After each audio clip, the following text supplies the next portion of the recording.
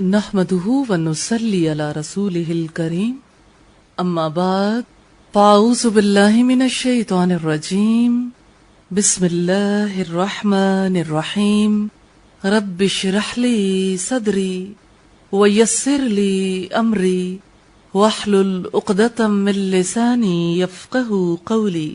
28ویں دن کا میسج ہے۔ پہلا میسج ہے قرآن کے حوالے سے۔ قرآن اللہ کا دسترخوان ہے۔ حضرت عبداللہ ابن مسعود سے روایت رسول اللہ نے فرمایا یہ قرآن مجید اللہ کا دسترخوان ہے، جس قدر ممکن ہو اس دسترخوان کو قبول کر لو۔ دوسرا پوائنٹ دعا کے حوالے سے، مجھے سلامتی دے دیجئے۔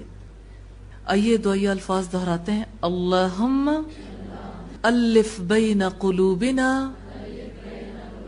واصلح ذات بیننا واہدنا سبل السلام ونجنا من الظلمات الى النور۔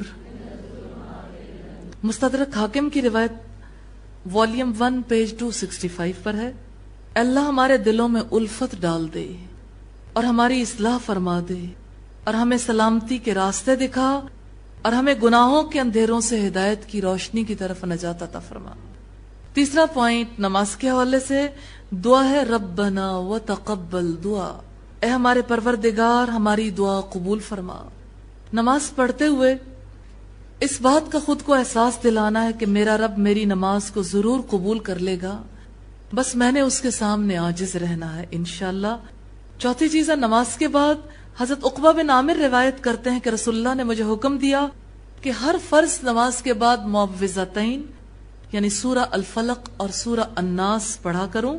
یہ روایت ابو داؤد کی، حدیث کا نمبر ہے 1523۔ پانچواں پوائنٹ اخلاق کے حوالے سے اور آج بخل کے حوالے سے دیکھیں گے۔ بخل کی شدت ایمان کو برباد کر دیتی ہے۔ بخل سے اپنے آپ کو بچانا ہے انشاءاللہ تاکہ ایمان کو بچا سکیں۔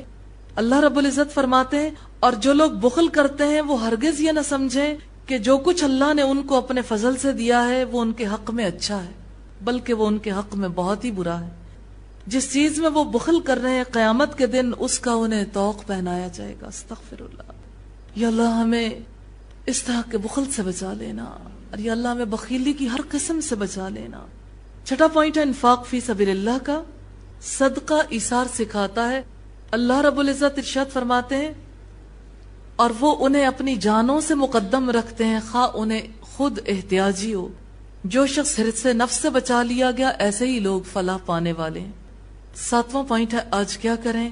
اپنی زندگی کی محرومی کو دور کرنے کے لیے قرآن کو قبول کرنا ہے، یعنی اس کا باقاعدہ فہم حاصل کرنا ہے۔ آج سے اللہ کے راستے میں خرچ کرتے ہوئے گھبرانا نہیں، اس لیے کہ صدقہ مال کو کم نہیں کرتا۔ رسول اللہ نے فرمایا ما نقصت صدقۃ من مال، صدقہ کرنے سے مال کم نہیں ہوتا۔ مال سے برکت تو اس وقت اٹھتی ہے جس وقت انسان بخیلی کرتا ہے اور ایمان بھی ضائع ہو جاتا ہے، اس لیے خرچ کرتے ہوئے گھبرانا نہیں۔ اپنی ضرورت کی چیز اللہ کے راہ میں خرچ کر کے ایثار کرنے والوں میں شامل ہونا ہے انشاءاللہ۔